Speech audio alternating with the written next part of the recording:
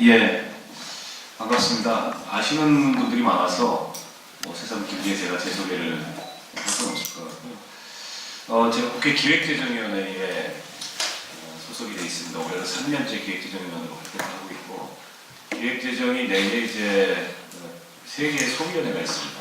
하나는 세법을 다루는 조세소위원회고, 다른 하나는 세법 이외에 경제 관련 법률을 다루는 재정경제소위원회가 있고, 그다음에 예결산 소위원회가 있는데, 제가 올해 3년째 세법 개정을 심의하는 조세소위원 활동을 하고 있습니다.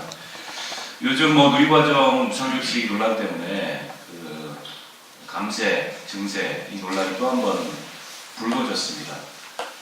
사실은 우리가 잘 아는 내용들도 있지만 덜어는 잘 이해가 안 가거나 혹은 새누리당이나 정부에서 하는 얘기가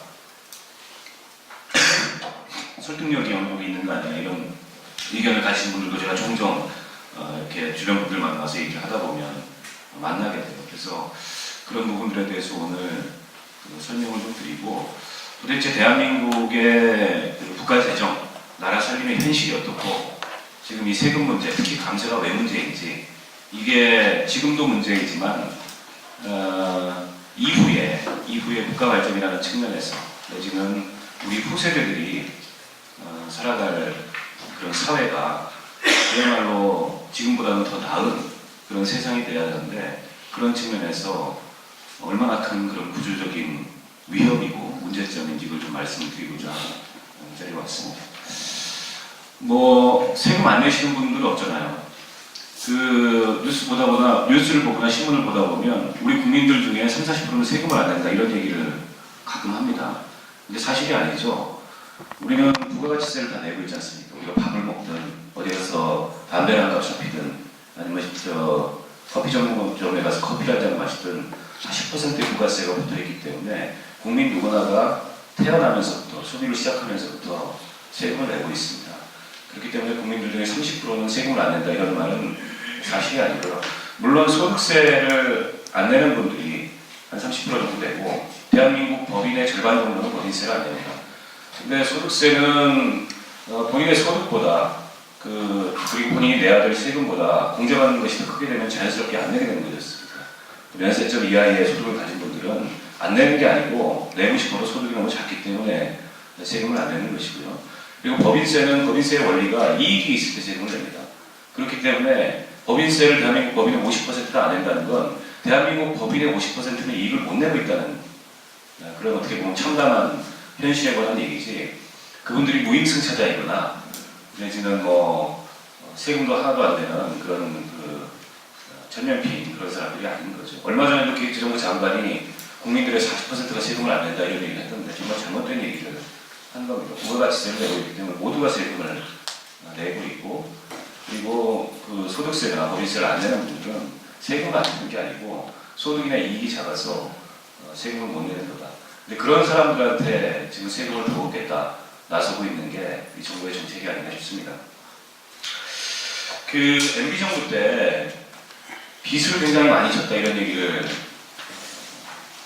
언론 보도나 이런 걸 통해서 많이 접해보셨을 거예요. 특히 4대강 사업과 같은 그런 국책사업 추진하면서 실제로 빚을 많이 졌죠. 지금 수자원공사가 지금 8조 원 빚을 국가가 그 이자를 매달 따박따박 갚아주고 있습니다.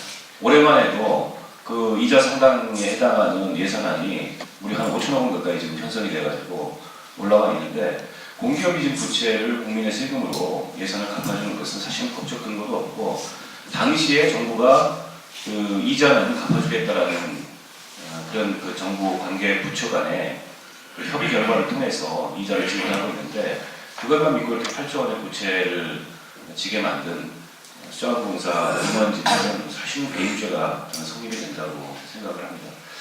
이거 4대강 사업이 어떤 긍정적인 효과가 있었다면 모르겠는데, 여러분 아시겠지만 올여름에도 큰 미끼벌레 출몰을 하는 것을 보듯이 이 수질 악화나 또 생태 오염이나 여러 가지 부정적 효과만 잔뜩 포함이 되어 있고, 감사원에서 4대강 사업 관련해서 3차례 감사를 했습니다. 그리고 대법원에서 최근에 터키 입찰공사 담합에 참여했던 건설사들에 대한 유죄 판결을 최종적으로 확정을 했어요. 결국 4대강 사업이라는 건 총체적인 부정부패 미리 사업이었고 이 생태학과, 환경오염 사업이었다는 게 증명됐고, 더 늦기 전에 지금 우리 4대강을 막고 있는 16개의 보를 허물어서 강이 다시 흐르게 만들고 더 이상의 그 생태학과나 수질을 막아야 된다, 저는 그렇게 생각을 합니다. 아무튼 MB 정부 때 그렇게 기술 많이 졌다고 우리가 알고 있는데 2008년 자료를 보십시오. 2008년 한 해의 재정 적자가, 즉 들어온 세수에 비해서 예산을 더 많이 편성한 거죠. 11조 원이 맞습니다. 당시 국가 채무가 317조 원이었어요. 사실은 우리나라 국가 채무가 지금은 한 500조 원 규모인데 다른 나라에 비교해서 많지 않다 이렇게 얘기를 하는 분들도 있어요. GDP에 대비해서 지금 우리 GDP가 한 1200조 되지 않습니까? 국가 채무가 500조 정도면 GDP 50%가 안 되기 때문에 그 정도는 적정 규모다. 왜냐하면 뭐 이미 GDP를 넘어선, 미국 같은 나라들은 재정 적자 규모가 국가 부채 규모가 GDP를 넘어서는 그런 상황이기 때문에 그런 나라들과 비교하면 안정적이다 이렇게 얘기를 하는데, 근데 저 표에서도 확인할 수 있듯이 증가 속도가 굉장히 빠릅니다. 사실은 노무현 정부 때까지만 하더라도 국가 채무, 물론 우리가 IMF 때 국가 채무가 굉장히 급증했었는데 그 IMF 졸업하고 나서 이 재정 지표들이 전반적으로 굉장히 안정적이었어요. 그리고 적자 예산 편성 안 했습니다. 세수의 범위 내에서 예산을 썼고 흑자 예산이었죠, 오히려. 근데 지금 보십시오. 2008년 이후로 매년 적자가 나서 지금 2013년 재정 적자 규모가 23조 원이었습니다. 그리고 국가 채무가 480조 원. 2014년 올해는 지금 25조 원 재정 적자가 났고요. 내년 되면 이게 33조 원 정도 됩니다. 결국에는 내년도 예산 편성은 들어온 세수에 비해서 마이너스 33조 원 예산을 편성한다는 얘기고, 이 정부 임기가 끝난 게 2018년입니다. 2018년 때까지 이런 재정 상황이 별로 나아지지가 않아요. 2018년 가도 재정 적자 18조 원에 이 국가 채무 규모가 690조, 거의 700조 가까이 되는 겁니다. MB 정부 때 그렇게 빚을 많이 졌다고 얘기를 했는데 MB 정부 말기에 비해서 2배 정도의 빚을 이 정부 말에 가면 지게 되는 그런 상황이 발생하게 되는 거죠. 이렇게 계속 적자가 누적되고 이 재정 수지가 악화되는 이유에는 여러 가지가 있는데 여러 가지 이유들에 대해서 하나씩 말씀을 드리도록 하겠습니다. 한 가지 지표를 더 보여드릴게요. 지금 앞서도 표에서 보셨겠지만은 우리나라 살림살이가 일종의 적신호가 들어오는 상황입니다. 들어오는 돈은 적은데 쓰는 돈은 많아요. 그리고 앞으로 이 들어오는 돈은 적은데 쓰는 돈은 많은 상황은 구조적으로 지속될 수밖에 없다. 저는 이렇게 주장을 하고 있습니다. 이게 이제 정부에서 내놓은 중기 재정 전망이라는 이 전망치입니다. 매년마다 5년치 중기 재정 전망을 해요. 작년에는 작년부터 시작해서 5년, 올해는 올해부터 시작해서 5년, 내년에는 내년부터 시작해서 5년. 그러다 매년 5월달에 발표를 하는데 올해 이제 중기 재정 전망치에 따르면은 향후 국세 수입이 쭉 늘어나가지고 5년 합계하면 56조 원 정도, 55.9조 원, 55조 9천억 원 정도 늘어날 거다 이렇게 전망을 하고 있어요. 근데 그 밑에 의무 지출이라는 게 뭐냐면 법적 의무 지출입니다. 기초연금, 그 다음에 아이들 보육 예산, 그 다음에 국민기초생활보장제도에 따른 이 기초생활보장 급여, 이런 것들은 법에 정해져 있는 국가의 의무적인 지출 사항이기 때문에 저거는 예산이 적게 들어온다고, 세수가 적게 들어온다고 안 줄래 안 줄 수가 없는 거죠. 그렇지 않습니까? 근데 저 법적 의무 지출 증가율만 5년 합계하면 61.2조 원입니다. 무슨 얘기냐면 향후에 경제가 잘 돌아가서 저 국세 수익 전망치를 추정할 때 경상성장률을 6%로 가정하고 추정을 했습니다. 최근 3년 동안에 대한민국 경상성장률 3%대였습니다. 저렇게 낙관적인 성장 전망 하에서 세수가 56조밖에 안 되는데 써야 될 돈은 61.2조 원이 된다는 거죠. 저 61.2조 원에는 공무원 봉급 일체나 동결한다는 전제가 포함된 겁니다. 그렇죠? 법적 의무 지출만 따지는 거니까. 뿐만 아니라 다른 사회복지 서비스, 현재 있는 복지 서비스 말고 다른 사회복지 서비스 하나도 안 들린다. 이런 전제가 포함되어 있는 거죠. 그랬을 때 현재의 이 조세 체계를 가지고는 법적 의무 지출도 감당할 수 없는 그런 조세 구조를 지금 우리가 갖고 있다. 이렇게 말씀을 드릴 수 있을 것 같아요. 다음 넘어가 주세요. 왜 이렇게 재정 적자가 매년 발생하냐? 그 원인에는 여러 가지가 있는데 이게 굉장히 중요한 첫 번째 원인입니다. 정부에서 성장률 예측을 엉터리로 합니다.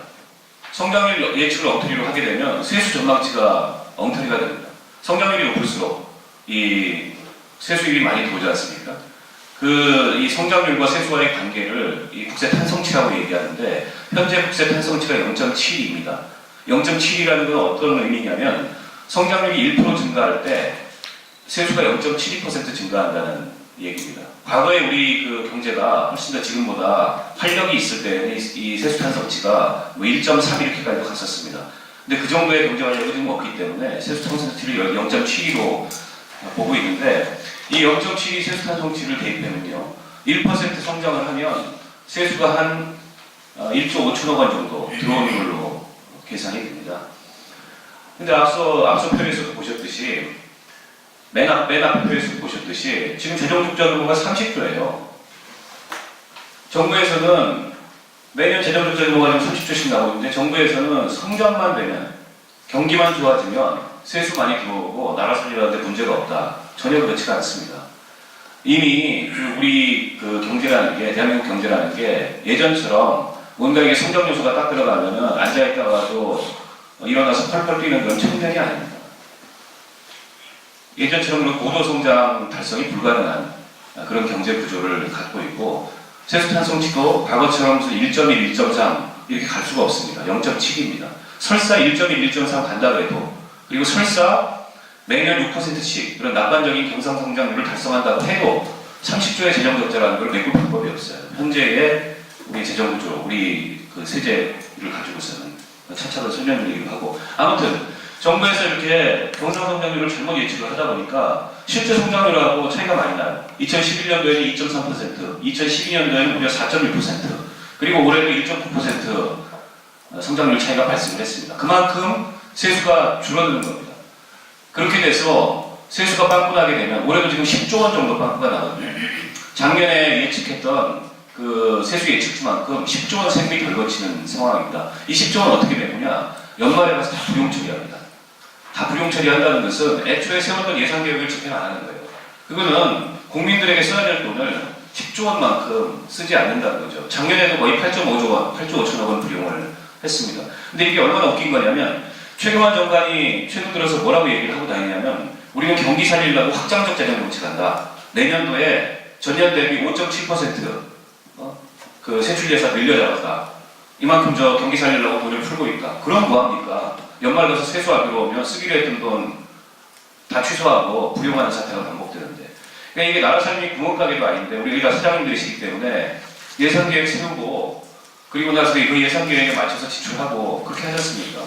하물며 가정경제도 그렇게 살림을 하는데 이 세계 10대 경제 대국이라고 하는 그런 경제 규모를 가진 나라의 살림을 하면서 지금 이 박근혜 정부에서 이렇게 엉터리 살림을 하고 있다. 그렇기 때문에 매년 적자가 누적될 수밖에 없고 매년 세수가 부족할 수밖에 없고 그 결과는 그 세수 불용을 통해서 결국 고스란히 국민들에게 피해가 들어오는 그런 상황이 그런 악순환이 반복되고 있다 이렇게 말씀을 드릴 수 있을 것 같아요.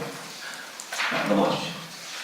최근에 이제 이 논란이 굉장히 커졌습니다. 근데 이 논란에 별로 이게 거론이 안 됐는데 본질적인 문제점은 여기서 출발합니다. 2012년에 지방교육재정 교부금 전망치를 정부가 낼 때 39조 2천억 원 들어올 거라고 얘기했습니다. 그런데 실제는 38조 5천억 원 들어왔습니다. 결국에는 7천억 원이 더 들어왔어요. 2013년에는 42조 5천억 들어온다고 했습니다. 그런데 1조 7천억 원이 더 들어왔어요. 내년에는 무려 10조 원 가까이 나왔습니다. 당시에 2011년도에 이 전망치를 내놓으면서 누리과정 추진하는데 아무 문제가 없다. 지방재정교육교부금이 저렇게 늘 거기 때문에 이걸 가지고서 교육청들이 누리과정 사업을 받아 안아서 교육청 예산을 집행해도 아무 문제가 없다는 그런 전제하에 그걸 교육청에다가 또 맡긴 겁니다. 당시에 누굽니까? 이명박 정부 말기 장관이 누구였죠? 교육부장관 2조였죠. 2조 장관 시절에 저걸 한 겁니다. 근데 막상 해보니까 실제 지방교육재정 교부금이 저렇게 안 들어오는 거예요. 교육청들로서는 하고 싶죠. 그리고 하기로 한 거니까는 웬만하면은 작년까지는 했습니다. 근데 작년 대비 올해 누리과정 예산이 5천억 원이 늘어나요. 근데 이 5천억 원을 감당할 수가 없는 그런 상황에 교육청들이 직면한 거고, 5천억 원을 감당하려면은 심지어 어떤 그 교육청 같은 경우에는 1억짜리 사업 1000개를 날려야 되는 저 누리과정을 하기 위해서. 근데 교육청 그 재정 구조라는 게 70%가 경직성 경비입니다. 교사들의 인건비, 그 다음에 학교에서 발생하는 각종 이 필요적 지출들이 있지 않습니까? 그걸 빼놓으면 교육감이 재량 지출을 할 수 있는 것은 30%밖에 안 돼요. 근데 30% 범위 내에서 자기 공약도 이행하고, 무상급식 같은 거 그 범위 내에서 하는 겁니다. 그것도 하고, 또 뭐 기타 교육감 공약한 사업들을 해야 되는데, 저 누리과정 때문에 아무것도 못하겠다. 이렇게 얘기하고 있는 거고, 정부에서는 법에서 하기로 돼 있는 거니까 해라 무조건. 어떻게 하냐? 빚내서 해라. 지방채 발행해라. 이렇게 얘기를 하고 있습니다. 근데 지방채를 발행하면 어떻게 되나요? 나중에 그거 다 갚아야 됩니다. 교육청에서. 근데 정부는 세수를 걷는 기관이지 않습니까? 정부는 세금 수입이라는 게 있어요. 교육청은 수입이 뭡니까? 정부에서 주는 지방재정교육교육은 저게 다예요. 정부에서 예산 받아가지고 그 예산 가지고 운영하는 건데, 스스로 수입을 창출할 수 없는 기관한테 어떻게 되든 이후에 어떻게든 갚는 걸로 하고 빚부터 지고 가라 라는 걸 지금 수용할 수가 없다 라는 것이 누리과정을 둘러싼 지금 교육청과 중앙정부 간의 갈등의 본질이고, 그 출발점은 바로 여기에 있다. 저렇게 엉터리 그 재정 전망 해놓고 저기에 맞춰서 누리과정 하는데 아무 문제가 없다. 근데 이 얘기를 2011년도에 하고 말았으면 그나마 다행이에요. 근데 올해 10월 5일 날 보도자료를 내서 이 누리과정 논란이 나오니까 똑같은 얘기를 했어요. 똑같은 저런 표현 해놓고서 아무 문제가 없다. 당장 내년에 10조 원이 빵꾸가 나는데 애초에 예정치에 비해서. 사실은 이건 국민들을 속이는 일이고, 결국에 무슨 얘기냐면 교육감들이 공약을 했던, 그리고 지금 사회적 합의를 통해서 실천하고 있는 무상급식 없애라는 얘기입니다. 그 예산 땡겨서 누리과정에 써라. 무상급식은 법적 근거가 없다고 주장하는데 법적 근거가 없지 않죠. 헌법에 의무교육은 무상으로 한다. 이런 헌법적 근거도 있고, 그리고 학교급식법에 급식을 하도록 되어 있습니다. 다만 그 학교급식법에 그 무상급식을 위해서 국가가 예산을 편성한다. 이렇게 나와 있지 않을 뿐인 거죠. 그리고 현재 무상급식은 대부분 지방자치단체들이 조례를 통해서 광역기초자치단체와 이 지방교육청이 예산을 일정 비율로 부담해가지고 진행을 하고 있는 것입니다. 이건 분명한 법적 근거가 없으니까 누리과정부터 해라. 그리고 이게 대통령 공약이다. 얼마 전에 청와대 경제수석인 안정범 씨가 언론 인터뷰 해가지고 그랬지 않습니까? 우리가 공약한 건 무상교육이지 무상급식이 아니다. 무상보육이지.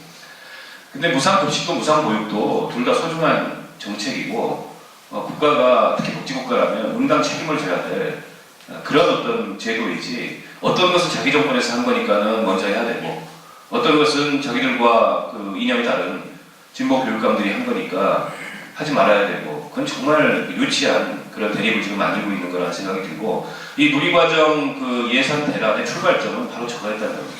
정부에서 잘못된 재정전망치를 전제로 그걸 교육청에다 하라고 떠넘긴 거고, 교육청에서는 정부가 이런 재정전망치 내놓고 하라니까는 뭐 얼마 계좌 먹기로 하겠다고 했는데 실제가 너무 틀린 거예요. 그래서 지속 불가능한 사업이 되어버렸고, 지금이라도 답은 정부에서 그 무상보육이죠. 무상교육이죠. 스스로 공약하고, 박근혜 대통령 후보 시절에 뭐라고 했습니까? 국가가 책임지겠다고 했습니다. 그럼 국가가 책임지라는 겁니다. 지방교육청에 떠밀 것이 아니고. 그리고 저 정도의 사업을 할 수 있는 그런 이 재정적 대책은 현재의 이 감세 기조를 철회하면 충분히 가능하다. 이렇게 말씀드릴 수 있을 것 같아요. 지금 법인세 감세로 매년 9조 원 정도 감세해 줍니다. 나중에 자세히 살펴보겠지만, 종합부동산세, 과거에 그 종부세 노무현 정부 때 논란하다가 결국에는 세율 내리고 그 다음에 과세 대상 축소시켰잖아요. 그거 원래대로 돌리면 3조 원 정도 더 받을 수 있어요. 그럼 연간 12조 원이면 지금 이 논란이 되고 있는 무상급식, 무상교육, 무상보육, 심지어 박근혜 대통령 공약이었던 고교 무상교육 지금 하나도 이행 안 하고 있는데 고교 무상교육까지 다 해도 아무런 차질 없는 그런 재정적인 기반을 만들 수 있다. 이렇게 말씀드릴 수 있을 것 같아요. 다음 페이지 보여주세요. 자, 법인세, 이게 이제 가장 큰 논란이 됩니다. MB정부 때 소득세 법인세를 감세를 했다가 이게 이제 논란이 커지니까 소득세에 대해서는 원래 그 35% 최고 세율을 33%로 2% 인하하려고 했다가 그 인하 조치를 요구를 했어요. 그리고 인하가 안 됐습니다. 소득세는. 그렇기 때문에 소득세에서 부자 감세는 없었다 이렇게 지금 주장을 하고 있지 않습니까? 그리고 우리 19대 국회 들어와서 소득세 최고 구간을 하나 더 신설해가지고 과표 구간을 하나 더 신설해서 지금은 최고 세율이 38%입니다. 1억 2천만 원의 이상의 소득을 가진 사람들은 38%의 최고 세율을 내도록 구간이 하나 더 신설됐기 때문에 소득세에 있어서는 증세가 일어나는 것이 맞습니다.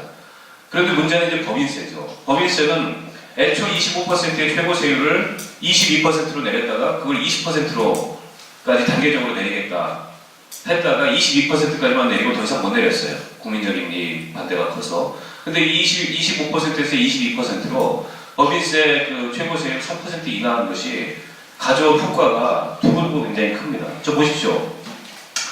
지금 2009년부터 2013년까지 감세가 쭉 나는데 그 5년 합계치를 보면 한 32조 원 감세가 발생을 했습니다. 그런데 중소기업한테는 뭐 첫 해에는 9천억 원 해서 2013년에 3조 1천억 원이 감세 혜택이 들어갔어요. 근데 대기업한테는 2배가 들어갔습니다. 6조 3천억 원이 들어갔어요. 근데 정부에서는 중소기업이 감세 혜택을 더 많이 받았다. 전혀 사실이 아닙니다. 당시 2008년 감세할 때 자기들이 임의대로 만든 전망치를 가지고 그렇게 전망을 했는데 제가 이 계산한 것은 국세청에 신고된 과세 자료를 토대로 사후 분석을 한 거예요. 사후 분석을 해보니까 저렇게 나옵니다. 맨 밑에 상출기업이라는 게 뭐냐면 상호출자 제한 기업 집단에 소속된 기업입니다. 흔히 우리가 얘기하는 재벌기업인 거죠.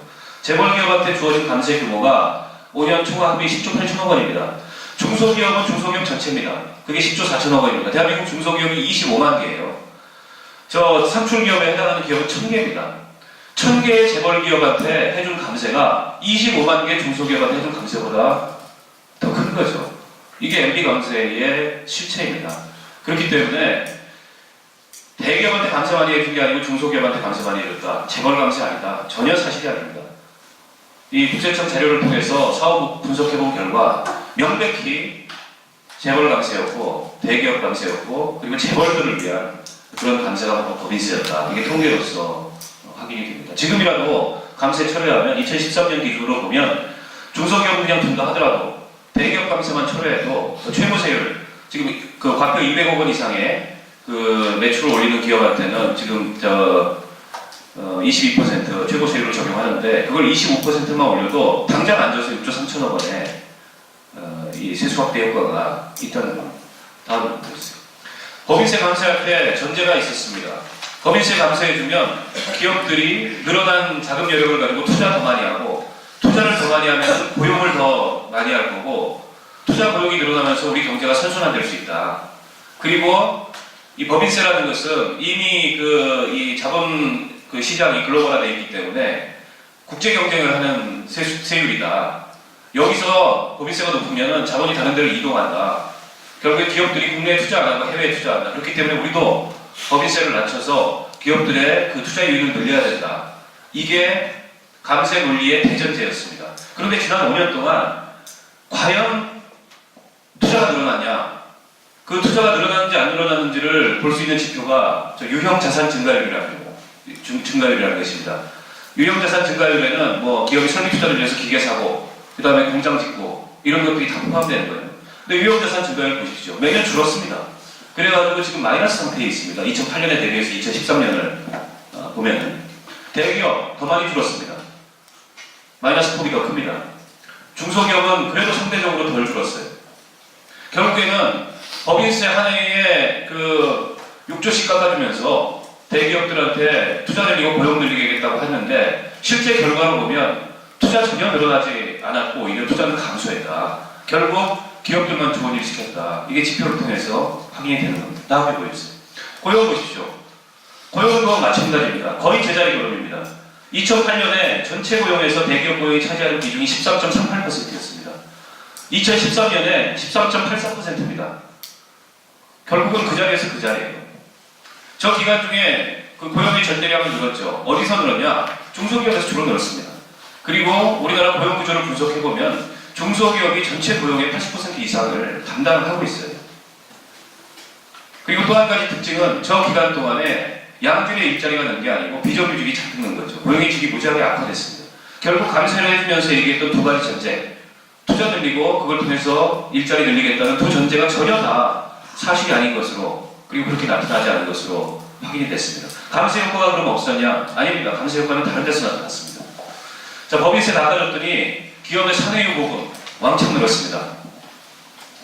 지금 보십시오. 2008년에 기업의 그 내부 유보금이 334조 원이었습니다.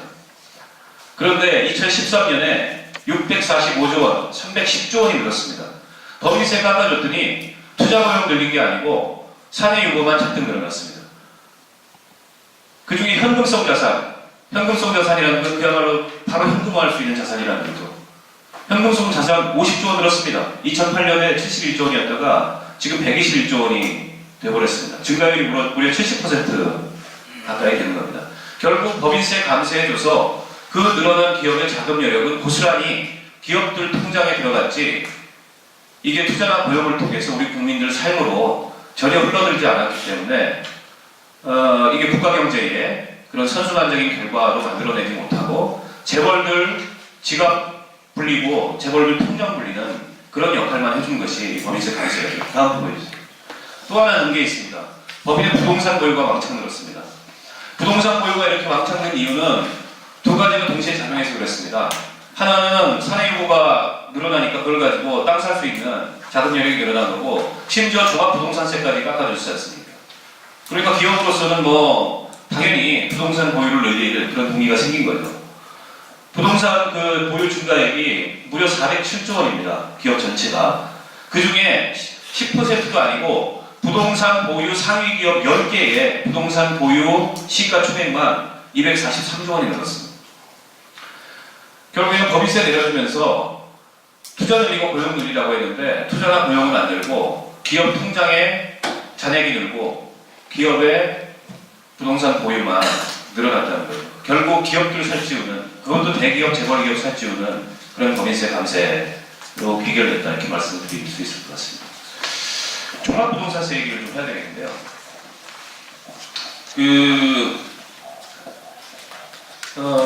원래 종부세 MB 노무현 정부 때 도입했을 때 6억 원 이상의 고가주택을 도입한 가진 사람들이 종부세 과세 대상이었습니다. 그런데 이게 이제 강한 저항에 의해서 9억 원으로 올라가 버렸어요. 그만큼 과세 대상이 축소됐고 세율도 축소가 됐습니다. 최경환 장관이 얼마 전에 국회 예결위에 출석해가지고 부자값이 없었다, 이거 가지고 의원들하고 입시림을 좀 했습니다. 소득세 감세가 없었기 때문에 부자 감세라는 말은 맞지 않는다, 이런 주장을 한 거죠. 그런데 부자 감세 있었습니다. 바로 종합부동산세가 부자 감세였던 겁니다. 6억 원짜리 아파트, 그건 공시가 기준입니다. 거래가가 아니고 실제 거래가는 10억 원 정도 되는 아파트인 거죠. 9억 원이면 그보다 더 높습니다. 그런 아파트를 보유한 사람들이 대한민국 사회에서 최소한 중상위 이상의 그런 자산계층이고 소득계층 아닙니까? 그 계층의 세금을 깎아준 거예요. 그래서 결국에는 매년 3조 원씩의 2조 원에서 3조 원씩의 그런 감세가 여기서도 발생을 했습니다. 그리고 이 수혜자금 감세 혜택을 보면 애초에 2008년에 종부세 감세를 하면서 주장했던 논리는 개인과 기업한테 혜택이 50대 50으로 돌아갈 거다, 이렇게 전망을 했습니다. 그런데 보십시오. 지금 합계해보세요. 개인보다 기업한테 더 많이 들어갔지 않습니까? 결국에는 이 종부세 역시도 대기업 감세였고 재벌 감세였다는 것이 결과적으로 확인이 됐어요. 종부세 얘기 나오면 이 정부에서 뭐라 그러냐면 헌법재판소에서 위헌이라고 그랬어. 그건 어쩔 수 없었다. 거짓말이죠. 헌법재판소에서 위헌이라고 한 것은 인별과세가 아닌 세대별 합산과세를 위헌이라고 얘기했던 겁니다. 종부세의 세율과 종부세의 과표는 적정하다고 현재 결정문에 나와 있습니다. 그럼에도 불구하고 세율 반토막 내고 과세 대상을 거의 절반 가까이 축소시킨 것이 MB정부의 종부세 감세였습니다. 이 감세를 통해서 어떤 사람들이 혜택을 받냐? 이런 사람들이 혜택을 받습니다. 박근혜 대통령 삼성동 자택 공시가격 2013년에 23억이었는데 그 감세 전에는 종부세액이 1억이 넘다가 감세 후에 돼가지고 3,273만원, 무려 7천만원의 감세 혜택을 누렸습니다. MB는 더합니다. 논현동에 있는 자택이 69억 원짜리인데 감서재는 3억 3개 큰 주택이 있고 그 다음에 이런 그 자산계층 이런 사람들을 위한 감세가 바로 종합부동산세 감세였습니다. 그런데 여기 종합부동산세 감세와 관련해서는 우리 국민들이 하나 반성할 게 있어요. 당시에 조중동에서 세금 폭탄론을 들고 나오면서 저걸 가지고 그 감세 캠페인을 노무현 정부의 종합부동산세를 공격하는 그런 대대적인 정치 캠페인을 했습니다. 그때 본인들이 종부세 과세 대상이 아닌 사람들까지 그 감세 그 논리에 그 종부세를 공격하는 조중동의 논리에 부합되고 했어요. 이게 세금 폭탄이라고 하면서 그 결과가 우리한테 이렇게 돌아오는 겁니다. 그렇기 때문에 이 세금 문제에 대해서는 사실은 그 누구나 세금 그렇게 많이 내는 거 좋아하지 않죠. 더군다나 내가 낸 세금이 똑바로 쓰인다는 그런 신뢰가 전제되어 있지 않지 않습니까? 세금 실컷 냈는데 4대강 사업한다고 자원외교한다고 수십 조씩 갖다가 허공에 날리면 국민들 보면 세금 낼 맛 나겠습니까? 저라도 세금 낼 맛이 안 날 겁니다. 그러나 이 세금이라는 것은 우리 국가 사회를 운영하는 데 있어서 필수적인 재원이고 그리고 사회 구성은 누구나가 부담을 해야 되는 거고 물론 능력에 맞게 많은 사람은 많이 적은 사람은 적게 그렇게 부담해야 될 재원이고 그리고 우리 미래를 위한 투자이기 때문에 세금 문제에 있어서는 이제는 좀 인식의 전환, 발상의 전환 같은 것들이 우리가 필요하다. 그 말씀은 이후에 좀 드리겠습니다. 아무튼 이 종부세가 이렇게 감세로 나타나게 된 데에는 우리 국민들의 그런 조중동의 종부세를 공격하는 세금 폭탄론이라는 아주 선동적인 그런 어떤 정치 캠페인에 우리 국민들도 부안해동해서 결국엔 이런 결과를 아니 본인이 종부세도 안 냈는데 종부세를 반대해요. 그런 사실은 어처구니 없는 일들이 당시에 벌어졌다는 말씀을 드리고 싶습니다. 자, 이렇게 감세해주고 매년 재정 적자, 국가 채무 늘어나다 보니까 우리나라가 가입되어 있는 OECD 경제개발협력기구 34개 전 세계 34개국 선진국들이라고 할 수 있겠죠. 그 중에 우리 지금 재정 현실이 어떠냐? 조세 부담률을 한번 보세요. 19.3%, OECD 평균은 24.6%입니다. 한 5몇 퍼센트 차이가 나죠. 5.7%. OECD 평균에 비해서 우리 국민들은 5.7%만큼 그게 아마 금액으로 환산하면 100조 원 정도 될 겁니다. 세금을 덜 내고 있습니다. OECD 국민들 평균에 대비해서 78%의 세금밖에 내고 있지 않습니다. 국민 부담률은 뭐냐? 세금에다가 사회보험료 부담금을 더하는 게 국민 부담률입니다. 국민 부담률은 차이가 더 큽니다. 우리는 25.1%인데 OECD 평균은 33.8%. OECD 평균에 비해서 우리는 74%에 거기가 100이라면 우리는 74%의 국민 부담밖에 하지 않고 있습니다. 총 지출 비중, 이거는 이제 GDP에 대비해서 그 세출 예산의 비중을 얘기하는 거예요. 우리 30.1%, OECD 평균은 44%. 그러니까 OECD 평균에 비해서 대한민국의 재정 사이즈가 작은 거죠. OECD에 비해서 OECD 평균에 비해서 재정 사이즈가 69%밖에 안 되는 겁니다. 우리가 세계 15대 경제대국이라고 얘기하는데 GDP 규모로 봤을 때 근데 이 OECD에서 순위는 그 비교 가능한 31개국 중에 31등이었습니다. 그만큼 세출 예산의 비중이 굉장히 작은 거예요. 아까 조세 부담률도 34개국 중에 28등. 우리보다 세금 적게 내는 나라는 비록 몇 나라밖에 없는 겁니다. 국민 부담률도 마찬가지고. 사회 지출, 사회 지출이라는 게 복지 지출을 얘기합니다. 복지 지출 비중 한번 보십시오. 우리나라는 GDP에서 9.2%밖에 복지 지출을 안 합니다. OECD 국가들은 평균 22.1%밖에 지출을 하지 않고 있습니다. OECD 국민들이 100%의 복지를 누린다고 할 때 우리 국민들은 42%의 복지를 누리고 있는 거고 전체 34개국 중에 멕시코를 제외한 꼴찌 이것이 사회복지 수준에서 우리나라의 현실입니다. 1인당 사회지출의 저건 금액입니다. 2,610불 우리는 1인당 2,610불의 복지 혜택을 누리고 있습니다. OECD 국가들은 평균 7,605불에 7,605달러의 복지 혜택을 누리고 있습니다. 우리에 비해서 거의 한 3배 가까운 그런 복지를 누리고 있는 거죠. 소득재분배 효과. 저건 이제 시장 소득에서 가처분 소득을 뺀 그 차이를 얘기합니다. 결국에는 이제 조세를 통해서 얼마나 재분배가 이루어지는지를 측정한 지표입니다. 우리나라 소득재분배 효과 9.1%밖에 안 됩니다. OECD는 본인이 시장 소득을 벌어서 세금으로 왕창 내고 이 가처분 소득은 그럼 줄어들 수밖에 없게 되는 거죠. 그만큼 재분배 효과가 큰 겁니다. 왜냐하면 세제라는 것은 누진적이기 때문에 많이 번 사람일수록 세금을 많이 내게 돼 있고 적게 번 사람은 적게 내기 때문에 이 조세 이후에 그 가처분 조세 이전의 소득과 조세 이후의 가처분 소득 간의 차이가 그만큼 크다는 것은 조세를 통한 재분배가 잘 이루어지고 있다는 거예요. 우리는 그 차이가 작아요. 우리는 그만큼 재분배가 안 이루어지고 있다는 것을 의미합니다. 소득 재분배 측면에서도 거의 OECD 바닥권입니다. 맨 밑에 보시면 우리나라 등수를 보세요. 세계 10대 경제대국이고 그리고 전 세계에서 뭐 마켓쉐어가 1위를 하는 그런 여러 가지 품목들을 갖고 있는 나라의 이 재정 지표들을 보면 굉장히 창피한 수준입니다. 전혀 자랑스럽지 않은 그런 지표를 갖고 있고 굉장히 후진국적인 그런 이 경제 지표 중에 하나라고 저는 그렇게 생각을 합니다. 자, 담배값 인상 좀 말씀을 드릴게요. 이거 관심이 굉장히 많으시죠?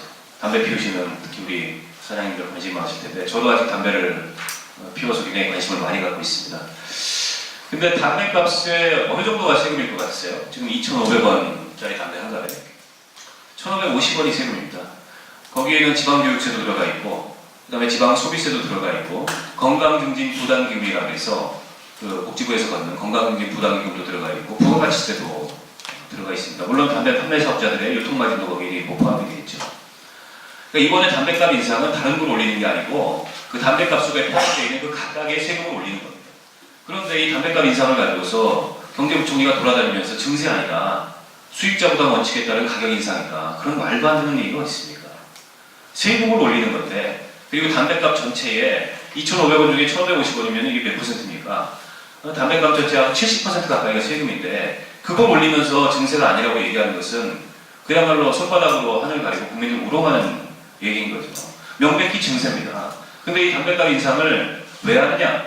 저는 담배값 인상에 대해서 동의합니다. 왜냐하면 담배가 미치는 그 건강에 부정적인 영향이 너무 크고 그리고 우리나라의 성인 남자 흡연율이 세계적으로 보면 굉장히 높습니다. 여전히 35~6%대 되고 있고 그게 한 2000년대 중반부터 지금까지 떨어지지 않고 있어요. 남성 성인 흡연율이. 그리고 담배 가격을 비교해보면 OECD 국가들 중에 우리보다 담배 가격 싼 데가 없어요. 담배 가격이 제일 쌉니다. 터키 같은 나라가 담배 가격이 굉장히 쌌었습니다. 우리 거의 수준이거나 우리보다 그리고 거기에 이제 흡연 인구도 굉장히 많았었고 근데 터키가 강력한 금융 정책을 2000년대 중반부터 펼쳐가지고 지금 그 흡연율이 성인 남성 흡연율이 확 떨어졌고 거의 20% 중반대로 떨어졌고 담배 가격은 확 올랐습니다. 터키가 왜 그렇게 됐느냐? EU에 가입하면서 그 EU에서 요구하는 그 EU의 평균 이 수준이라는 게 있지 않습니까? 거기에는 여러 가지 수준들이 있는데 그 EU에서 요구하는 예전에 EU 국가들 평균에 해당하는 그 건강지표, 건강 수준 이걸 맞추려고 열심히 노력한 끝에 그 지금 흡연율이 많이 떨어진 겁니다. 근데 흡연율과 담배 가격의 상관관계 매우 높습니다. 이 흡연율이 떨어지는데 금연율이 높아지는데 가장 영향을 미치는 가장 큰 변수는 가격입니다. 가격 요인이 가장 영향을 크게 미치고 두 번째로 영향을 많이 미치는 게 이 금연무역이 확대되는 겁니다. 그리고 기타 이제 담배값에 살벌한 포장하는 이런 거 있지 않습니까? 이게 비가격 정책이라고 얘기하는데 아무튼 우리나라의 지금 흡연율이나 또 암 발병률이나 성인병 발병률이나 이런 것들로 봤을 때 담배 가격 인상의 필요성이 객관적으로 있다라는 점에 동의를 하고 이번에 이제 2,000원 올리겠다는 거 아닙니까? 그 2,000원 인상에 대해서도 동의할 수 있다고요. 동의할 수 있습니다, 저는. 근데 문제는 뭐냐면 내용을 들여다보면 기존의 담배 소비세, 그 다음에 지방교육세, 건강증진부담금, 그리고 부가가치세, 담배 사업자들의 유통마진 이것 이외에 기존에 없던 세금이 여기 하나가 추가가 됐습니다. 그게 뭐냐면 개별소비세예요. 개별소비세가 뭐냐면 과거에 특별소비세였습니다. 특수세라고 우리가 이름 불렀던 과거에는 골프채 같은 사치품, 그 다음에 자동차, 그 다음에 해외에서 수입하는 전자제품 이런 데 이제 특별소비세가 다 붙어 있었습니다. 근데 그것들이 이제 많이 없어졌고 요즘 들어서는 이 특별소비세를 꼭 사치품에 붙이는 게 아니고 이른바 그 외부 불경제라고 해서 도박이라든지 담배라든지 술이라든지 이런 그 어떻게 보면 좀 그 국민 건강이나 이런데 혹은 사회에 부정적인 영향을 미치는 그런 류의 소비에 이 특별소비세를 붙이기도 합니다. 그렇기 때문에 사치품도 아닌 담배에 개별소비세를 붙이는 건 맞지 않다. 라는 얘기는 이제 뭐 옛날식 발상으로 보면 그렇고 붙일 수도 있습니다. 붙일 수도 있는데 문제는 뭐냐? 이 개별 서비스라는 것은 전액 국고로 들어가는 중앙정부의 세수라는 겁니다. 결국에 앞서 제가 뭐 여러 가지 예를 들어서 비교를 들어서 얘기했던 그 감세 효과로 인한 세수 부족을 우리 국민들, 흡연자들의 호주머니를 털어서 메꾸겠다는 것이 이번 담배값 인상의 가장 중요한 이 논란의 포인트가 되는 것 같아요. 그 비중이 이번에 담배값을 인상하게 되면 아까 제가 말씀드렸던 여러 세목들에서 가격을 조금씩 올립니다. 가격을 조금씩 올려가지고 지금 2,000원, 2,500원인 담배값을 4,000원을 만들겠다는 건데 그 중에 가장 비중이 높은 것이 새로 신설되는 개별 서비스입니다. 무려 541원입니다. 그렇게 해서 지금 담배 판매로 인한 한 해 세수가 6조 7천억 원이 가치거든요.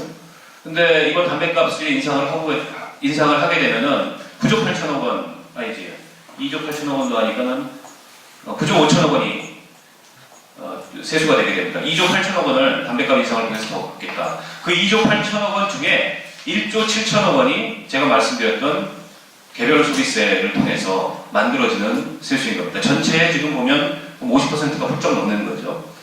결국에 이거는 중앙정부가 이걸 통해서 그 세입 보조를 하겠다는 겁니다. 그런데 지방자치단체들은 이것 때문에 난리가 났어요. 왜 난리가 났냐? 지방 교육세는 오히려 줄어요. 1,000억 정도. 시뮬레이션을 해보면. 결국엔 지방 교육청의 수입은 1,000억이 주는 거예요, 이걸 통해서. 그리고 지금 현재의 비중대로, 그 중에 뭐, 지방 소비세는 몇 퍼센트, 그 다음에 지방 교육세는 몇 퍼센트, 이 비중대로 2,000원 가격을 올리게 되면 지방 세수가 늘지 않습니까? 그러면 지방자치단체들이 가뜩이나 지금 보육사업이다, 뭐 늘어난 복지 보조사업이다 이런 것 때문에 재정 부담이 굉장히 크고 복지 디폴트 같은 걸 얘기하고 있는 마당에 기왕에 담배값을 인상한다면 기존의 그 담배값의 세수 구조대로 지방자치단체의 수입이 늘어날 수 있는 그런 방향으로 가면 되는데 여기다가 개별 소비세를 끼워 넣어서 1조 7천억 원, 그 중에 물론 40%는 지방으로 갑니다. 우리 국세를 거두면 그 국세 중에 19.24%는 이 지방교부세로, 그 다음에 22몇 퍼센트입니까? 23%인가? 그거는 지방교육재정교부금으로 가기 때문에 전체 국세의 40%는 지방으로 자동으로 가게 돼 있어요. 그걸 감안해도 1조 원 이상의 수입을 중앙정부가 가져가게 되고 그 1조 원 이상의 수입은 결국에는 국민 건강 증진 목적이라는 핑계를 대고 담배값을 인상하지만 부자 재벌 감세로 인한 구멍난 세수를 서민들 주머니 풀어서 메꾸겠다. 이 발상에 근거한 것이라고 볼 수밖에 없다. 왜 그러냐면 기왕에 국민건강 증진 목적을 위해서 담배값을 올리려면 더 올리면 돼요. 4,500원이 아니고 6,000원씩으로 올리면 그러면 흡연율은 더 떨어질 거 아닙니까? 왜 그렇게 못하냐? 세수가 줄어요. 그때 느는 게 아니고. 그러니까 시뮬레이션을 해가지고 세수 효과가 가장 큰 지점을 찍은 겁니다. 그게 4,500원인 거예요. 흡연율은 덜 떨어지고 세금은 많이 들어오고 이게 6,000원이 되면 그때부터는 흡연율은 더 떨어지고 세수는 적게 들어옵니다. 실제 이 방안을 조세연구원에서 정부한테 용역을 해가지고 제공을 했고 1,000원 올리는 날, 2,000원 올리는 날, 뭐 3,000원 올리는 날 쭉 있었을 거 아닙니까? 그 중에 세수 효과가 극대화되는 지점 4,500원 그걸 찍은 겁니다. 근데 국회 예산정책처 전망에 따르면은 지금 이 4,500원으로 인상을 하게 되면 2조 8천억 원이 추가로 늘어날 거다. 근데 그거는 과소축에 됐다는 지적이 있어요. 실제로는 흡연율이 우리가 예상했던 건 지금 흡연율 34% 떨어질 거라고 예정하고 2조 8천억 원 늘어날 거라고 얘기하는데 실제 흡연율은 그보다 덜 떨어지고 세수는 더 늘어나기 때문에 중앙정부의 그 세입보전 혹은 더 커질 거다. 결국에는 국민들 호주머니 털어가지고 MB 재벌 부자 감세해준 거 이걸 메꾸겠다. 이것이 이번 담배값 인상의 가장 큰 문제점이다. 라고 말씀드릴 수 있을 것 같고요. 담배값 인상뿐만 아니라 자동차세, 주민세 동시에 지금 인상하겠다는 거 아닙니까? 근데 자동차세, 주민세는 워낙 인상을 오랫동안 안 했기 때문에 인상의 객관적인 필요성이 있다고 그것도 인정을 합니다. 그런데 순서가 틀린 거죠. 모든 정책에 있어서는 정책이 형평성을 가지려면 그리고 국민들에게 수용성을 가지려면 정책의 우선순위가 정확해야 되는 거 아닙니까? 한쪽에서는 부자 재벌들 여전히 한 해에 9조 원씩 법인세 감세해주면서 다른 한편으로는 주민들 호주머니 틀어서 담배값 올리고 주민세 올리고 자동차 올려가지고 조금씩 이렇게 만들어서 세수 보전하겠다. 이건 꼼수죠. 그렇기 때문에 이번에 담배값 인상, 자동차세 인상, 주민세 인상이라는 것은 MB 정부 감세로 인한 구멍난 세수를 메꾸려고 하는 꼼수 서민 증세다 라고밖에 말씀을 드릴 수가 없을 것 같아요. 그래서 동의할 수가 없는 그런 증세라고 저는 생각합니다. 자, 마지막으로 이 말씀 드리고 제가 마치겠습니다. 그래서 어떻게 할 거냐? 어떻게 할 거냐? 우리 그 복지 수요는 계속 늘어나고 있고, 그리고 써야 될 돈은 많은데 객관적으로 경제는 안 좋고, 예전처럼 그렇게 그 6%, 7% 성장을 할 수 없는 그런 시대고, 그럼 결국에는 세수는 적게 들어오고, 그 무조건 세수를 가지고 늘어나는 복지 수요는 아까 제가 모두에도 말씀드렸지만 법적 의무 지출도 감당할 수 없는 이런 상황에서 도대체 어떻게 나라 살림살이를 해나가야 맞는 거냐, 이 문제에 대해서 좀 말씀을 드릴게요. 저는 우리한테 지금 드리워져 있는 우리 사회에 큰 두 가지 위험이 있다고 생각합니다. 하나는 저출산 고령화의 위험입니다. 하나는 양극화의 위험입니다. 이 저출산 고령화 문제 이미 많이 알고 계시겠지만 실제로 굉장히 심각합니다. 이번에 그래서 민주당의 어떤 의원은 저출산 고령화 문제 해결하자고 신혼부부한테 임대 아파트 한 채씩 주자 이런 정책도 냈는데 그런 정책도 좋습니다. 이제 실현 가능성이 있다면 좋은데 실현 가능성이 얼마나 있는지는 좀 확인을 해봐야 될 것 같고, 실제로 지금은요 우리 생산 가능 인구, 그러니까 경제활동 인구, 예를 들어서 제가 정확한 데이터가 생각이 안 나서 그러는데 경제활동 인구 6명 혹은 7명이 65세 이상의 어른 1명을 부양하고 있는 그런 인구 구조를 갖고 있다면 이게 2030년대 중반에 가면은 3명이 1명을 부양해야 되는 구조로 가게 됩니다. 정말 2030년대에 가면 어르신들 고려자가 나갈지도 몰라요. 우리 후세대들한테. 우리 후세대들은 그때 가면은 지금 소득세 최고세율 38%라고 했죠. 최고세율이 아닌 웬만한 연봉 한 7, 8천만 원 받는 이런 월급쟁이들이 소득세만 30, 40% 내야 되는 그런 상황이 올지도 모르는 겁니다. 불가피해요. 왜냐하면 그 노인 인구, 늘어난 노인 인구를 다 방치할 수도 없고, 다 일찍 돌아가시라고 할 수도 없고, 어떻게든지 국가 사회가 먹여 살려야 되는데, 국가 사회가 먹여 살릴 수 있는 돈은 국민들한테 세금을 넣는 것밖에 없는데, 생산 가능 인구, 경제활동 인구는 갈수록 줄어들고, 부양 인구는 늘어나면, 결국에는 젊은 세대들이, 경제활동을 하는 세대들이 그걸 다 또 메고 가야 되는 그런 상황이 올 수밖에 없는 거예요. 그래서 지금은 애를 많이 낳아야 됩니다. 출산율, 합계 출산율이 지금 1점 몇 밖에 안 돼요. OECD 국가 중에 전 세계적으로 제일 낮습니다.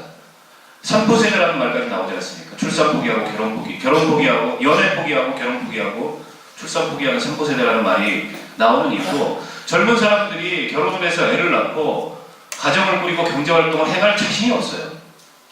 지금 대한민국의 노동시장을 보든 대한민국의 이런 전반적인 이 경제 상황을 보면 자신이 없으니까 피하는 겁니다. 옛날에 제가 29살에 결혼했습니다. 97년도에. 근데 제 친구들을 보면은 대체로 20대 후반에서 30대 초반에 결혼을 했어요. 여기 계신 사장님들 다 그러시겠죠. 근데 요즘에는요, 30대 중반에도 결혼들을 안 한 사람이 더 많아요. 그리고 이 저출산 문제가 심각해지면 나중에 어떻게 되냐면 20대에 결혼하는 인구의 비율보다 40대 넘어가는 결혼하는 인구의 비율이 더 커지는, 한때 일본이 그랬다고 하더라고요. 그런 상황이 올 수도 있게 되는 겁니다. 근데 이렇게 생산 가능 인구가 줄어든다는 건 한 나라의 성장 잠재력이 줄어든다는 것에 다른 말이 아닙니다. 경제 활동을 해야 사람들이 일을 해야 돈을 벌고 부가가치가 늘어나고 이 국부가 늘어나는 거 아니겠습니까? 근데 일을 할 사람이 없어지는데, 노인들밖에 안 나오는데, 이거는 어떻게 보면은 우리 장래에 있어서 굉장히 큰 그런 잠재된 위협이다. 지금 전 세계에서 가장 빠른 속도로 대한민국 인구가 고령화되고 있고, 2018년이 되면 초고령 사회로 진입을 하게 되는 겁니다. 인구의 30%가 65세 이상이 되는 겁니다. 그럼 그때부터 각종 문제들이 이제 발생을 해요. 갈수록 국가가 돈을 써야 될 것은 많아집니다. 왜냐하면 어르신들이 좀 여기저기 아프잖아요. 건강 비용도 다 국가가 부담을 해야 되는 거지 않습니까?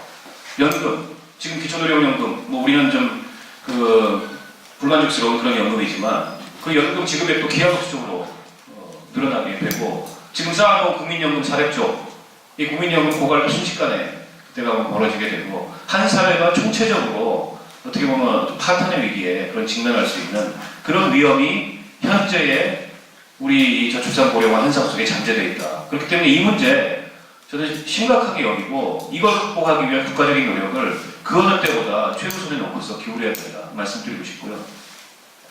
하나는 양극화입니다. 빈부격차가 갈수록 커져서 지금은 정말 이 대한민국 사회가 과거에 남미나 중남미나 이런 국가들이 보였던 그런 빈부격차 수준을 보이고 있습니다. 요즘 피케티 21세기 자본이라는 책이 나와서 굉장히 화제가 됐는데 피케티가 얘기한 문제 핵심이 바로 불평등이고 빈부격차 이 문제를 해결하기 위해서 자본세를 도입하자 이게 결론입니다.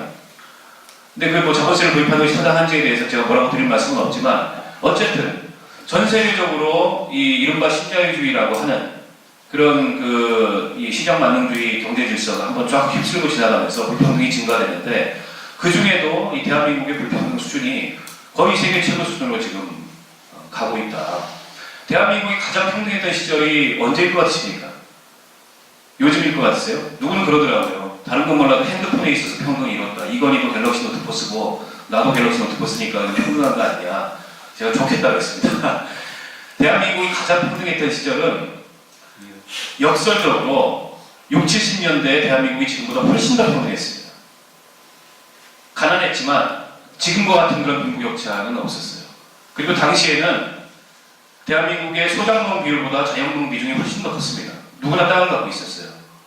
대한민국 농지개혁에 대해서 건국과정에서 농지개혁에 대해서 북에서는 무상분배했는데 우리는 유상분배하지 않았냐. 근데 우리 농지개혁이 훨씬 더 잘한 정책입니다. 그 농지개혁은 성공한 정책이었고 그 농지개혁을 통해서 예전에 노비였던 사람이 소작농이었던 사람이 다 자영농이 됐어요. 그리고 그 당시만 대한민국은 농업국가였지 않습니까?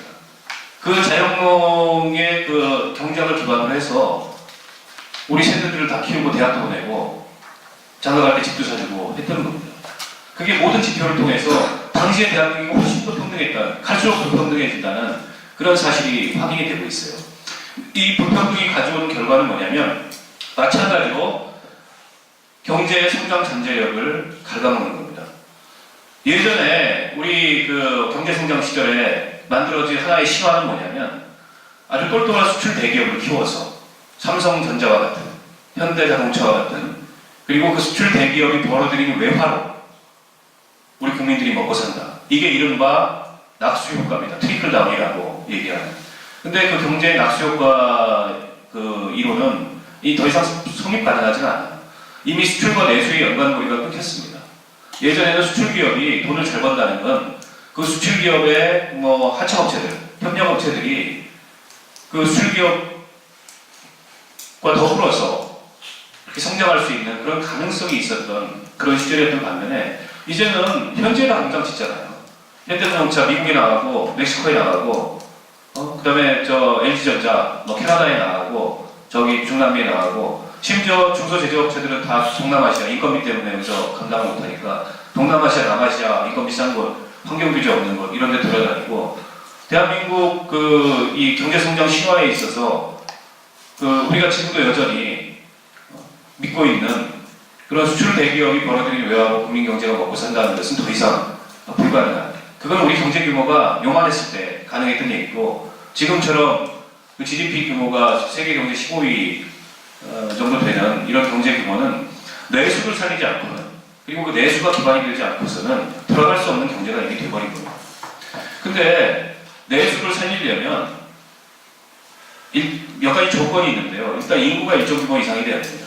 그렇지 않겠습니까? 일본 같은 경우 우리에 비해서 인구가 한 2배가 넘죠. 일본은 전체 경제에서 수출과 내수의 비중을 보면 수출이 훨씬 높을 것 같잖아요. 일본이 전 세계적으로 굉장히 경제 대국이니까. 절대 그렇지 않습니다. 내수의 비중이 훨씬 더 높습니다. 근데 우리는 수출 내수 비중을 보면 수출 비중이 더 높아요. 이건 뭔가 여전히 우리가 과거에 이 가공무역을 하던 그런 중진 개발국 내지는 개발도상국형 경제 구조를 여전히 갖고 있다는 것을 의미합니다. 이제는 내수 기반 경제로 가야 되고 수출이 아닌 내수를 돌려야 그게 경제 선순환을 가져올 수 있는 그런 어떤 경제 시스템으로 전환이 돼야 되는데 인구가 일정하게 있어야 되고요. 그리고 일자리가 당연히 있어야 되겠죠. 그리고 일자리를 통해서 사람들이 소득을 올릴 수 있어야 되고 그 늘어난 소득을 가지고 소비를 해야 내수가 돌아가는 거 아니겠습니까? 그런데 이런 선순환이 지금 딱 멈춰버렸어요. 지금 2008년 금융위기 이후로 지난 5년간 평균 임금 상승률이 제로입니다. 실질 임금 상승률이 제로예요. 명목임금은 조금 늘어났는데 물가 오르면 명목임금 늘어난 건 상쇄되지 않습니까? 그래서 실질 임금 상승률이 5년 동안의 정체 현상을 보이고 있습니다. 아까 기업의 사내유보금 말씀드렸죠. 기업의 사내유보금은 400조가 늘어났는데 지난 5년 동안에 우리 국민들의 실질 임금 상승률은 제로 상태라는 겁니다. 그만큼 이 소득 불평등이 심해진 거죠. 기업과 개인 간의 소득 불평등이 심해졌고 개인들 간의 소득 불평등도 굉장히 심해진 겁니다. 지금 전체 GDP에서 그 기업 소득과 개인 소득, 임금 다 주고 나서 그 다음에 비용 다 빼고 나머지 이제 기업이 가져가는 기업 소득이 있고 그 다음에 임금으로 받는 개인 소득이 있고 그렇지 않습니까? 그 비중을 보면 기업 소득이 차지하는 비중이 GDP의 23% 정도 됩니다. 다른 나라는 얼마 정도 될 것 같으세요? 미국을 예로 한번 들어보세요. 미국은 8%밖에 안 됩니다. 미국은 개인들이 그만큼 훨씬 더 많은 소득을 가져가고 기업은 8%밖에 가져가지 않는다는 거예요. 대한민국은 23%를 기업이 가져가고 그 나머지를 국민들이 가져간다는 겁니다. 그러니까 당연히 이 노동소득 분배율이라고 하는 지표가 악화될 수밖에 없어요. 과거에 대한민국이 한참 경제성장을 하던 시절에 노동소득 분배율은 80%대였습니다. 지금 노동소득 분배율 얼마냐? 60% 초반이에요. 그만큼 악화된 거고 국민경제가 창출한 부가가치, 국민경제가 창출한 부를 대부분을 상당 부분을 기업들이 가져가고 있고 그만큼 국민들은 그 몫을 덜 가져가고 있다는 겁니다. 왜 이런 사회가 됐냐? 비정규직 잔뜩 만들어냈잖아요. 질 낮은 일자리. 그 다음에 우리 자영업자들, 여기 계신 사장님들 자영업 비중 굉장히 높은데 우리 자영업자들 한 월 평균 소득 얼마나 됩니까? 제가 알기로 100만 원 조금 넘어요. 전체 자영업자의 월 평균 소득이. 이런 상태에서 아무런 지금 대책이 지금 이 국가가 정책적으로 없는 상황입니다. 이런 상황이 누적되고 지속되다 보니까 이런 사회로 온 거고 결국에는 이런 불평등은 치유되지 않으면 경제의 성장 잠재력을 떨어뜨리는 그런 결과로 나타날 수밖에 없어요. 왜냐하면 경제가 안 돌아가니까. 내수를 돌려야 되는데 내수를 돌리고 싶어도 사람들이 돈을 안 쓰고 돈이 있어야 돈을 쓰죠. 게다가 가계부채 지금 얼마입니까? 1000조가 넘어요. 1200조예요. 1200조. 그러니까 지금 가계 소비 지출에서 그 가계 지출에서 전체 차지하는 비중을 쭉 항목별로 보면 소비 지출이 17%가 그렇습니다. 우리가 뭐 핸드폰 사고 또 뭐 밥 사 먹고 가족들하고 외식하고 영화 보고 가계 부채를 갚는 부채 갚는데 그 지출하는 지출 규모가 20%가 넘어요. 빚 갚는데 돈을 더 많이 쓰고 있어요. 사람들이 소비하는 데보다. 그러니까 이게 비정상적인 경제일 수밖에 없는 거죠. 근데 지금과 같은 이런 양극화, 경제불평등 이거 해소하지 못하면 그 간극을 좁히지 못하면 대한민국은 장래에 이 선진국이 아니고 도로 어떻게 보면 개발 도국으로 후퇴될 수 있는 그런 위험성이 저는 구조적으로 내재되어 있다 이렇게 생각합니다. 이 말씀을 드리죠. 저는 사회복지세를 도입하자고 주장을 합니다. 제가 도입하고자 하는 사회복지세는 기존의 소득세, 법인세, 상속증여세, 그리고 종합부동산세 이렇게 5가지 세금에 개인에 따라서 납부해야 될 세액이 있지 않습니까? 그 세액의 10%에서 20%를 가산하자. 내가 100원 내기로 했으면 거기에 10원 더 가산하자는 겁니다. 내가 100원 세금을 내야 되면 100원의 10%가 10원이지 않습니까? 많은 사람, 돈 많은 사람, 돈 많이 버는 기업은 20%로 하자. 100원 아니고 10원 아니고 20원 하자. 서택스라고 얘기하는데 그렇게 해서 사회복지세를 조성을 하면 연간 한 20조 원 정도 최대 조성을 할 수 있습니다. 그 20조 원은 어디다 쓰냐? 전에다 복지에다가 쓰는 그런 복지 목적세, 사회복지 특별회계를 통해서 다른 데 한 푼도 쓰지 않고 전액 복지에 지출하는 그런 세금을 만들자는 겁니다.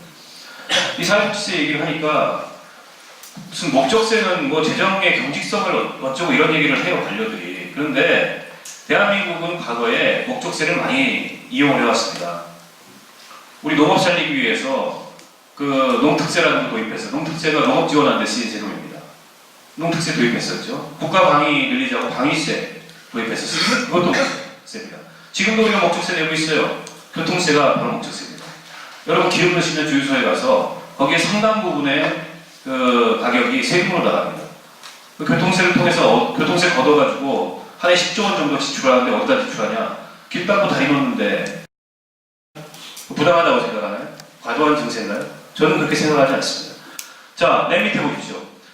연봉이 7억 5천만 원인 사람 1년에 4,630만 원 내자는 겁니다. 사회복지소를 통해서. 그럼 자기 소득이 몇 %예요? 5%도 안 돼요. 5% 정도 내는군요. 그죠?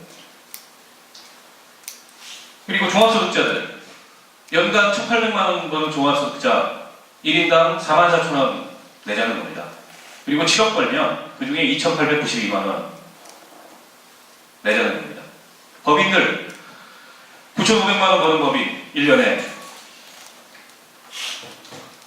900만 원 냈다 90만 원 내자는 겁니다. 그리고 많이 버는 기업, 저 맨 밑에는 얼마야? 4천억이죠? 4천억 버는 기업에 대해서는 저만큼 내자는 겁니다, 세금. 저걸 통해서 우리가 16조, 20조 세금 조성하면 그 세금을 전액 다 복지 지출에만 쓰자. 복지에 어디다 쓸 거냐 그러면 그것도 사실은 굉장히 중요해요. 막연하게 얘기하면 안 되고. 저는 사회복지세에다가 저출산 고령화세라는 이름을 붙이자고 주장을 합니다. 그래서 우리 아이들 출산 장려하고 아이들 기르고 어르신들 모시고 여기에다 전액 쓰자. 지금 우리 기초연금 그 지급액, 그 다음에 보육료, 그 다음에 기타 뭐 출산 장려 사업 등등에 하는 총 재원을 합하면 불과 뭐 한 10몇 조밖에 안 돼요. 20조 절대 안 넘습니다. 그렇게 되면 지금 이 돈들은 지금 그 보육료나 어르신들 기초연금이나 다 일반 회계에서 쓰지 않습니까? 일반 회계에 20조만큼의 여력이 생겨요. 일반 회계의 20조만큼의 여력은 뭐에다 쓰냐 그러면 다른 복지 서비스 늘리자는 겁니다. 그렇게 해서 복지 선진국으로 가자는 거고, 이렇게 하게 되면 우리 가게에 어떤 변화가 생기냐면 가처분 소득이 늘어납니다. 내가 3천만 원 벌었는데 세금 떼고 기존에 한 2,500만 원 뭐 벌었는데 여기서 애들 보육료도 내야 되고 뭐 어른들 모토 해야 되고 그게 다 사실은 그 지출 항목으로 잡히는 거잖아요. 그 중에 상당 부분을 이런 공적 이전 소득이나 복지 서비스가 대체해 주게 되면 세금을 설사 더 많이 낸다고 하더라도 국민들 입장에서는 절대 손해나는 장사가 아니라는 거죠. 우리 북유럽 국가들 같은 경우에 소득세 평균 세율이 40%, 최고 세율이 48% 막 이렇습니다. 누구나 다 세금을 내면, 돈을 벌면 그 중에 그 사회복지 부담료까지, 그 사회보험료까지 포함해서 한 40% 정도 세금을 내요. 평균. 그러니까 우리나라 사람들보다 그 사람들이 가처분 소득이 오히려 작아요. 왜냐하면 세금을 많이 내니까. 그런데도 불구하고 기꺼이 그렇게 세금을 낼 수 있는 이유는 뭐냐면 수십 년간의 복지국가 경험을 통해서 내가 그렇게 낸 세금이 나한테 돌아오고 그게 나한테 돌아오면 경제적으로 나에게 전혀 손해가 아니라는 그런 경험을 하고 있기 때문에 사실은 그런 사람들이 높은 세금을 낼 수 있는 거고, 우리도 이제는 그런 사회로 가자는 겁니다. 그런 사회로 가야 지금 우리 사회가 겪고 있는 그런 불평등도 줄일 수 있고 저출산 고령화라는 그런 구제적 위험도 극복할 수 있는 그런 모멘텀을 만들 수 있고, 이걸 통해서 그야말로 지속가능한 경제 그리고 지속가능한 복지국가 이렇게 만들어야 된다고 생각합니다. 그렇지 않고 지금과 같은 제가 앞서 쭉 보여드렸던 그 OECD 국가의 바닥권과 같은 그런 지표를 계속 가져나간다면 대한민국이 아무리 세계 시장에서 갤럭시 GS4를 많이 팔고 현대자동차 많이 수출을 해도 대한민국은 영원히 선진국이 될 수도 없고 그야말로 복지국가가 저는 될 수 없다고 생각합니다. 그렇기 때문에 여러분 다 세금 내시잖아요. 그리고 가급적이면 세금 덜 내고 싶어하는 심리는 누구에게나 있습니다. 근데 이런 심리가 욕할 수 없어요, 지금은.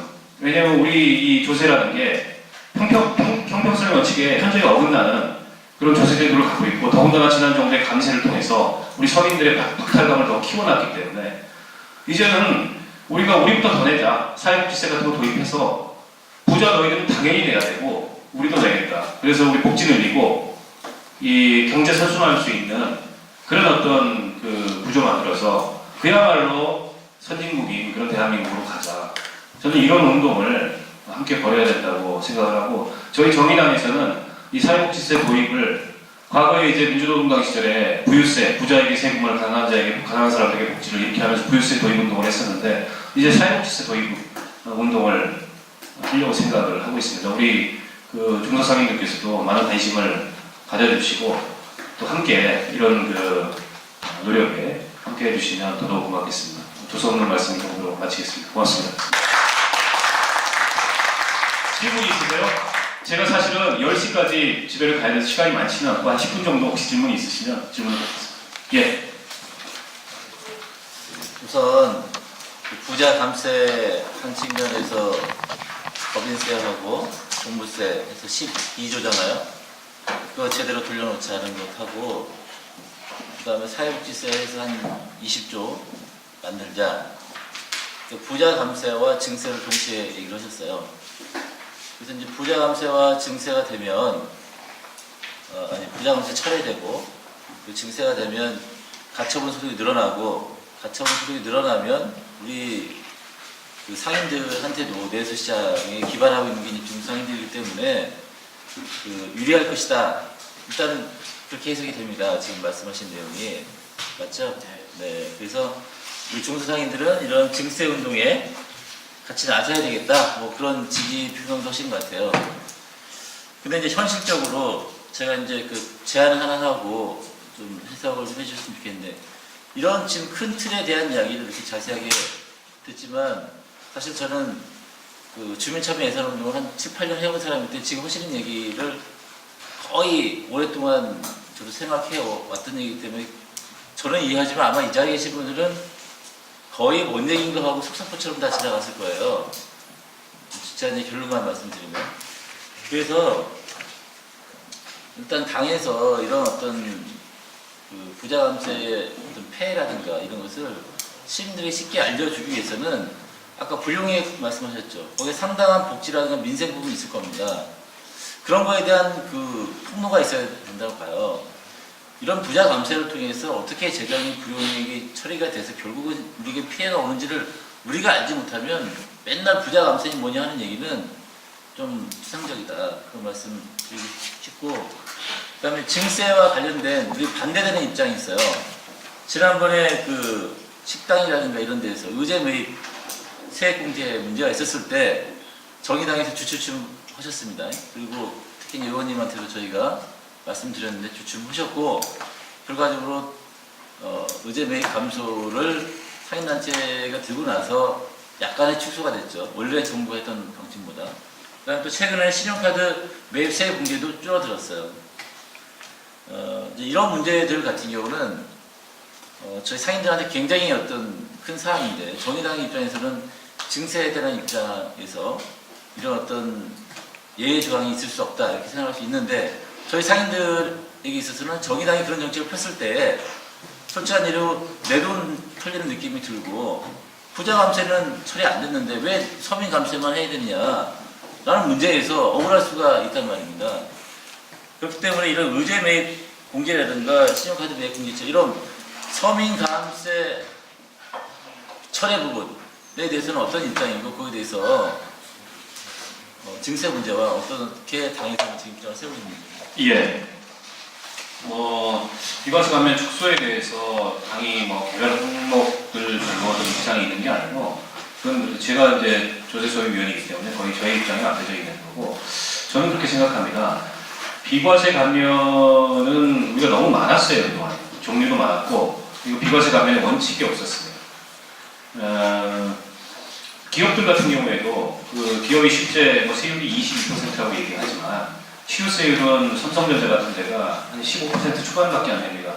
22%의 최고세율이 왜 15%로 떨어지냐? 각종 공제 감면을 받아가지고 뭐 R&D 세액공제도 받고 뭐 고용창출 투자 세액공제도 받고 기타 등등 공제를 받아서 그러는데 다른 나라들도 사례를 비교를 해보니까 이 공제 감면 제도라는 게 없지 않아요. 없지 않은데 우리처럼 복잡하고 우리처럼 매년 세법을 개정하는 우리 세제 개편을 매년 하잖아요. 매년 가을이면 이런 나라가 없습니다.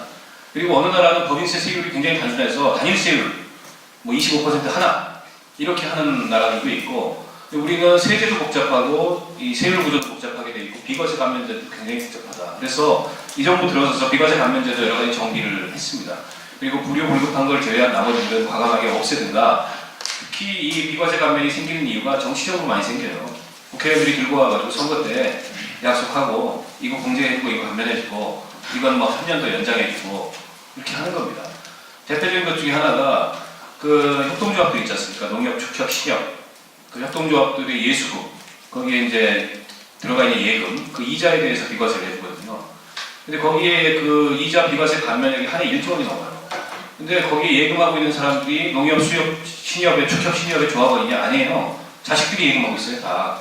그러니까 농민들은 뭐라고 얘기하냐면은 이거 절세 상품, 비과세 상품이다. 라고 해서 조합원도 아닌 사람들 다 예금했는데, 뭐 초기에는 해줄 수 있었겠죠. 농협, 축협, 신협 이런데 이 은행 기능을 좀 키우느라고. 근데 규모가 너무 크다는 겁니다. 한 해 거의 뭐 2조 원 가까이 된다는 것은 그런 것을 없애야 된다고 생각해요. 예외 없이. 그리고 그 지금 말씀하신 그 의제 매입세 공제도 그 문제는 자영업자들의 소득 신고, 매출 신고가 정확하냐 이 문제하고 쟁점이 연결이 되어 있습니다. 그러니까 정부에서는 상당 부분 자영업자들이 매출 축소를 하고 그 중에 그 비용 지출을 높여서 실제로는 뭐 재료 사고 뭐 하고 이러는데 들어가는 비용이 그만큼 안 되는데 그걸 높여 신고해서 그 높여 신고한 만큼 다분 공제를 해줘야 되냐라는 논리인 거거든요. 그렇기 때문에 이건 적정 수준으로 축소를 하자. 작년에 이제 과감하게 축소하려고 했다가 반발이 나오니까는 그 축소폭이 조금 줄어든 그런 상태인데 올해는 그 안건이 올라왔는지 모르겠습니다. 제가 저 세부안을 안 봤는데 올해는 아마 안 올라왔죠? 요즘에 세액공제 축소안이? 올해는 이슈가 안 되는 네, 올해는 안 올라왔던 것 같고 근데 그 문제도 뭐 저는 적정 수준에서는 다듬어 줄 필요가 있다고 생각을 했고 왜냐하면 우리 어려운 작은 영세 자영업자들은 그렇지 않은데 강남에서 대형 고깃집 하는 분들이 있잖아요. 그런 분들이 자기가 뭐 의제 매입 통해 가지고 그 재료 사고 뭐 하는데 얼마 뭐 80% 했다 이거 다 공제해 달라. 근데 실은 그보다 그 규모가 크고 기업형의 기업형일수록 비용이 떨어지거든요. 그걸 뻔히 아는데도 그렇게 신고하는 거를 다 공제해줬던 게 지금까지 제도였습니다. 그렇기 때문에 그거는 규모에 따라서 자영업 규모에 따라서 차등 적용을 해야 되고 규모가 어려운 분들에게는 조금 더 해주더라도 규모가 큰 그런 그 기업형 그런 자영업에 대해서는 저는 뭐 과거보다는 엄격한 기준을 적용해야 된다 이런 생각을 갖고 있고요. 그리고 증세 내지는 감세에 있어서 정당은 일관된 원칙이 굉장히 좀 중요하다고 생각합니다. 새정치민주연합 같은 데하고 같이 이렇게 새정치민주연합을 제가 법안 심의를 하다 보면 제가 느끼는 새정치민주연합의 가장 큰 문제점은 일관성이 없어요. 부자 감세 절대 안 된다고 막 목소리 높여서 얘기하다가 가업상속공제제도 확대해주자고 그래요. 가업상속공제제도가 뭐냐면 가업이라는 이유로 그 500억까지는 상속세 한 푼도 안 내게 해주겠다는 이유예요. 물론 이제 상속받은 다음에 가업을 몇 년간 유지한다는 전제가 있죠. 근데 그 대상이 뭐냐면 매출 5천억. 매출 5천억이 중소기업입니까? 매출 5천억이면 어떤 회사들이 들어가는 줄 아세요? 광동제약, 노르크페인트, 그 업계 수인 회사들이 거기에 해당이 돼요. 근데 이걸 새정치민주연합에서 새누리당인 거 아니고 새정치민주연합에서 동의하거나 먼저 들고 나오면서 뭐라 그러냐? 이게 중소기업 지원제도다. 그게 어떻게 중소기업 지원제도입니까? 중소기업의 대주주 지원제도지.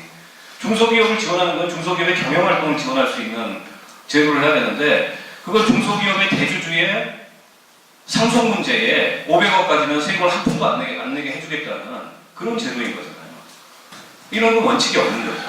근데 그런 일들이 너무 많이 일어납니다. 그래서 정의당은 지난 3년 동안 이 조세 문제에 있어서 특히 그 증세 문제에 있어서 그 나름의 일관성을 가지고 저는 임해왔다고 생각을 하고 저는 부자 재벌 증세가 우선돼야 된다고 생각합니다. 그리고 부자 재벌에 대해서 깎아준 세금 다 처리해야 된다고 생각합니다. 서민들한테 부담 지을 때 아니다.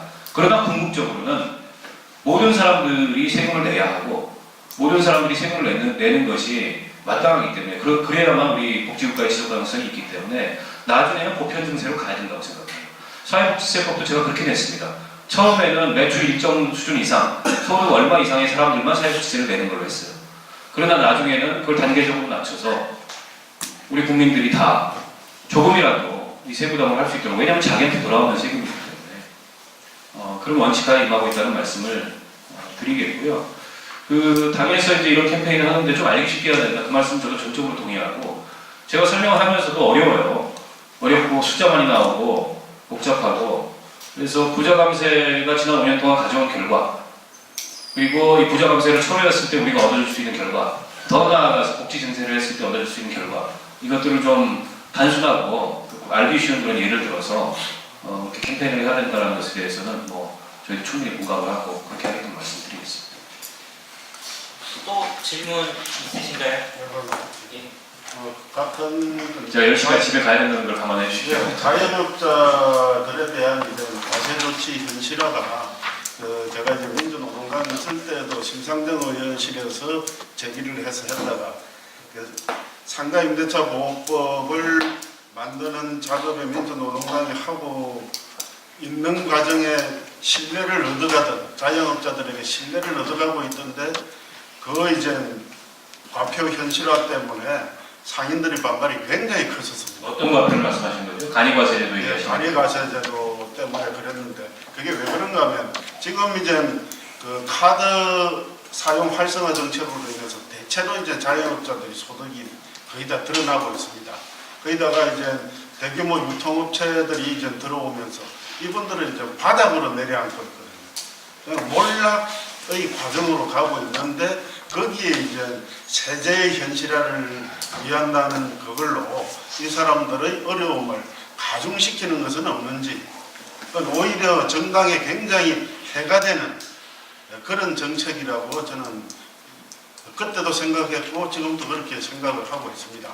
그래서 몰락해가고 있는 형편이 어려워지고 있는 계급에게 오히려 이제 도움을 줄 수 있는 그런 방향을 더 노력을 하셔야지 세의 형평성이나 세금의 형평성이나 이런 것에 주안점을 맞춘다면 오히려 얻은 표를 도로 던져버리는 그런 우려가 생기지 않을까 생각을 합니다.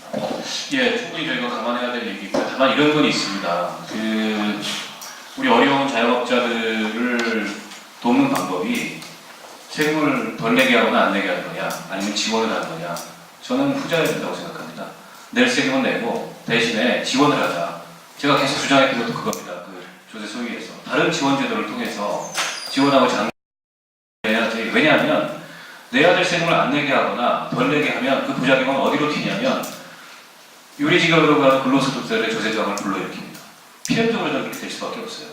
그렇기 때문에 그 돕는 방법은 지금처럼 그 내야 될 세금을 안 내게 하는 그런 방법이 아니고 자영업자들이 어려운 만큼 그만큼의 지원 제도를 만들어 지원을 하자 이렇게 말씀드리고 싶습니다. 지원 제도를 먼저 만들어 놓고 그러신다면 아마 고민을 할 분들이 있으실 텐데 지금 자영업자 소득 신고율을 정부나 아니면 정의당은 몇 프로나 보죠?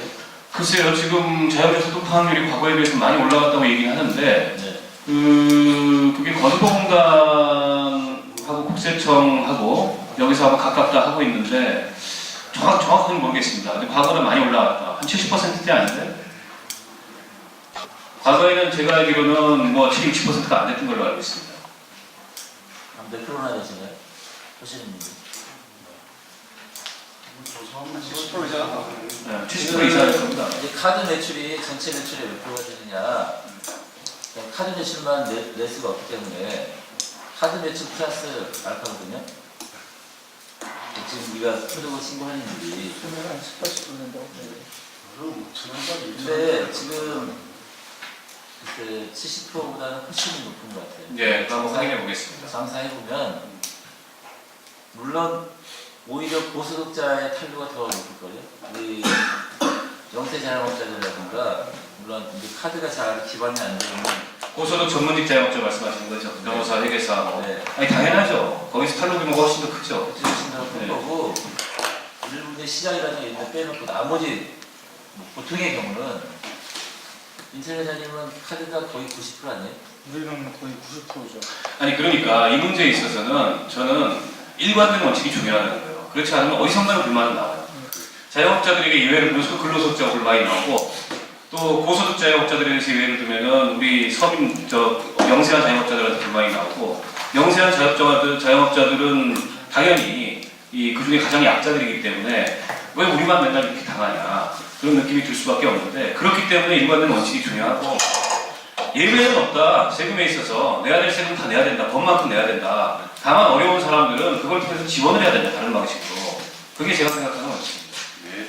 근데 그 타이밍, 그러니까 정치적인 타이밍이 중요한 것 같아요. 왜 그러냐면은 부자 감세를 벌써 5년 이상 해가지고 세금을 다 말아먹고 서민한테 이제 너네 세금 내야 된다 이래 버리면은 그건 분명히 문제고요. 그 다음에 이제 중요한 거는 그 타이밍하고 그 중소자영업자를 대상으로 한 그 세금과 관련된 그 교육, 그러면 이를테면은 지금 세금 문제가 뭐냐, 그리고 이게 중요하게 이제 니네가 내야 된다 말아야 된다 이런 차원이 아니라 그 정부 여당이 지금 하고 있는 세금 정책이 갖는 정치적인 의미, 이런 걸 좀 잘 그 정의당에서 좀 예. 설명을 하고 대중운동 차원에서 좀 해야 되지 않느냐. 예. 이게 좀 약하다라는 생각이 잘 많이 들더라고요. 예. 왜냐면은 최소한 지금 정도 되면은 제가 장사하고 있는 상가 지역에 그 정의당이 옛날에 무상분배, 무상교육 하듯이 그런 유인물 하나라도 벌써 돌렸어야 되는 거 아니냐. 저는 이런 생각이 들거든요. 그래서 단지 이렇게 이제 정책적인 차원에서의 이런 얘기뿐만 아니라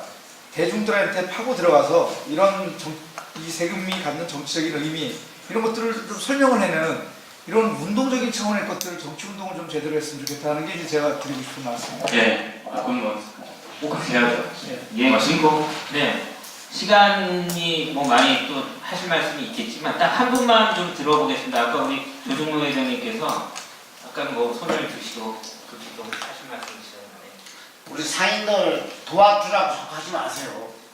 도와주라고 하지 말고 대기업에서 세금을 많이 내기 싫으면 이 중소상인이 할 수 있는 그 영역을 침범하지 않게 이제 법을 제도화해서 상인들이 저 같은 경우 아예는 그때 한 2천 이상 냈었거든요. 1년 세금을.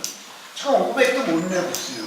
다시 2천만 원 세금을 낼 수 있는 환경을 만들어주면 굳이 대기업 보고 뭐 많이 내라고 할 필요 없잖아요. 어르신 말씀입니다. 네, 그 얘기하고 싶습니다. 어르신 말씀입니다. 저쪽.